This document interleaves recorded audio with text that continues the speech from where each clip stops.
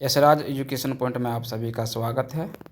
पिछली वीडियो के माध्यम से हम लोग इतिहास के कुछ महत्वपूर्ण प्रश्न के बारे में जानकारी प्राप्त किए थे और इस वीडियो के माध्यम से भी हम लोग आगे इतिहास के कुछ महत्वपूर्ण प्रश्न के बारे में जानकारी प्राप्त करेंगे जो सभी प्रतियोगिता परीक्षा के लिए बहुत ही महत्वपूर्ण है। प्रतियोगिता परीक्षा के पैटर्न में जिस प्रकार का बदलाव किया जा रहा है, मेरे द्वारा लाए गए सभी प्रश्न उस बदलाव की दृष्टि से बहुत ही महत्वपूर्ण है। तो वीडियो को देखने से पहले लाइक एवं शेयर जरूर करें। महाबलीपुरम में कैलाश मंदिर का निर्माण किसने करवाया था? तो नरसिंह वर्मन प्रथम ने करवाया था। कांची के कैलाश मंदिर का निर्माण किसने करवाया था? तो नरसिंह वर्मन द्वितीय ने करवाया था, जो पल्लव वंश के शासक थे। एलोरा के कैलाश मंदिर का निर्माण किसने करवाया था? तो कृष्ण प्रथम, जो राष्ट्रकूट वंश के शासक थे।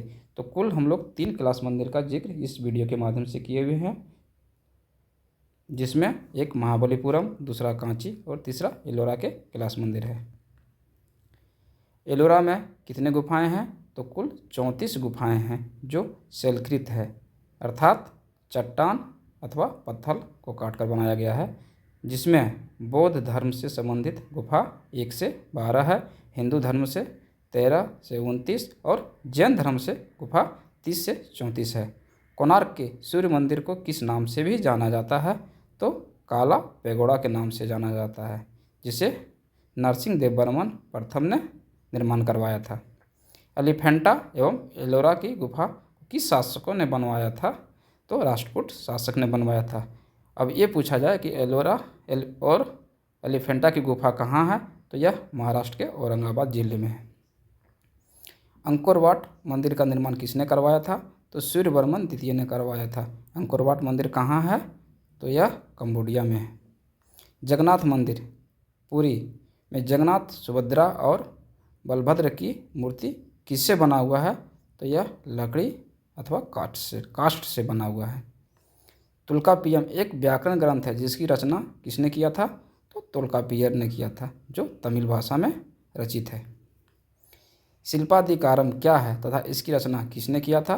तो यह एक महाकाव्य है, जिसकी रचना इलांगो अडिगल ने किया था। शिल्पाधिकारम में क्या वर्णन है? तो इसमें कोलवन एवं उसकी पत्नी कन्नगी कथा का वर्णन मिलता है। तिरुकुरल जो एक काव्य है, वह कुरल, जिसे बाइबिल अथवा लघुवेद कहा जाता है, तमिल साहित्य की किसकी रचनाएं हैं? तो यह तिरुवल्लुवर की रचनाएं हैं। संगम आयोजन एवं उसकी अध्यक्षता। संगम वंश में कुल 3 आयोजन हुए थे और इसकी अध्यक्षता किसके द्वारा की गई है, इसके बारे में हम लोग जानकारी प्राप्त करेंगे। पहली संगम आयोजन मदुरई में हुआ था, इसकी अध्यक्षता अगस्त्य ऋषि ने किया था। दूसरी संगम आयोजन कपाटपुरम में हुआ था, जिसकी अध्यक्षता अगस्त्य ऋषि ने ही किया था। और तीसरी संगम आयोजन मदुरई में हुआ था और इसकी अध्यक्षता नकीरर ने किया था। किस शासक ने परमेश्वर तथा दक्षिणापथेश्वर उपाधि धारण किया था? तो यह पुलकेशिन तृतीय ने किया था, हर्षवर्धन को हराने के बाद। वातापी कौंड की उपाधि किसने धारण किया था? तो नरसिंह वर्मन प्रथम ने किया था, पुलकेशिन द्वितीय को हराने के बाद। नटराज जो एक शिव की मूर्ति है, यह मूर्ति किस काल की है? तो यह चोल काल की है। स्थानीय स्वशासन किस वंश की प्रमुख विशेषता थी? तो यह चोल वंश की प्रमुख विशेषता थी। तिरुकुरल ग्रंथ को किस नाम से भी जाना जाता है? तो इसे तमिल बाइबिल के नाम से जाना जाता है। तमिल रामायण या रामावतारम की रचना किसने किया? तो कम्मन ने किया था 12वीं शताब्दी में। अगर हमारी वीडियो आपको अच्छी लग रही है तो इसे अपने साथियों को भी शेयर कीजिए। मणिग्रामम तथा वलंजियर क्या था? यह नगर व्यापारियों का एक संगठन था। तो दक्षिण भारत में नगर व्यापारियों का जो संगठन था उसे मणिग्रामम तथा वलंजियर कहा जाता था। मीनाक्षी मंदिर कहाँ है? यह मदुरई में है, इसे पांडव वंश के शासकों ने बनाया था। गंगईकोंड चोलपुर शहर तथा चोलगंगम तालाब की स्थापना किसने किया था? तो राजेंद्र प्रथम ने किया था। जिजाक भुक्ति किसका प्राचीन नाम था? तो बुंदेलखंड का प्राचीन नाम था। अग्निकुल के कुल कितने वंश माने जाते हैं? तो अग्निकुल के कुल 4 वंश माने जाते हैं। कौन सा है वह? प्रतिहार वंश, परमार वंश, चौहान वंश, तथा सोलंकी अथवा चालुक्य वंश है। त्रिकोणीय संघर्ष में कौन शामिल था? तो त्रिकोणीय संघर्ष में कुल 3 वंश शामिल था, पाल वंश, प्रतिहार वंश और राष्ट्रकूट वंश।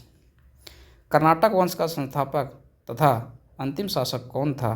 तो कर्नाटक वंश का संस्थापक नान्यदेव थे तथा इस वंश का अंतिम शासक हरि सिंह था। प्रथम राजवंश कौन था जिसने अपना अभिलेख हिंदी में उत्कीर्ण करवाया? तो वह सेन वंश था जिसने अपना प्रथम अभिलेख हिंदी में उत्कीर्ण करवाया था। इससे पहले हम लोग अशोक के अभिलेख के बारे में जानते हैं, जो ब्राह्मी, खरोष्टी और अरमाई लिपि में लिखा गया था। गीत गोविंद की रचना किसने किया था? तो जयदेव ने किया था। जयदेव सेन वंश से संबंधित शासक थे। बंगाल का अंतिम हिंदू शासक कौन था? तो लक्ष्मण सेन था। गढ़वाल वंश का अंतिम शासक कौन था जिसे गौरी ने 1194 ईस्वी में हराया था? तो जयतन थे, जिसे मोहम्मद गौरी ने चंदावर के युद्ध में पराजित किया। संगम युग में उर्रेयूर किसका महत्वपूर्ण केंद्र था? तो कपास के व्यापार का महत्वपूर्ण केंद्र था। गुप्त काल में जिला तथा प्रांत को क्या कहा जाता था? तो गुप्त काल में जिला को विषयक तथा प्रांत को भुक्ति कहा जाता था। राजकीय चिन्ह के बारे में हम लोग जानकारी प्राप्त करेंगे। चेर वंश का राजकीय चिन्ह धनुष था, चोल वंश का राजकीय चिन्ह बाघ था और पांड्य वंश का राजकीय चिन्ह मछली था। तो हमारी वीडियो आपको कैसी लगी आप हमें कमेंट के ज़रिए बताइए तथा वीडियो के नीचे दिए गए बेल आइकन पर क्लिक करें ताकि हमारी सारी वीडियो आप तक सबसे पहले पहुंचे। मिलते हैं फिर अगले वीडियो में, तब तक के लिए जय हिंद।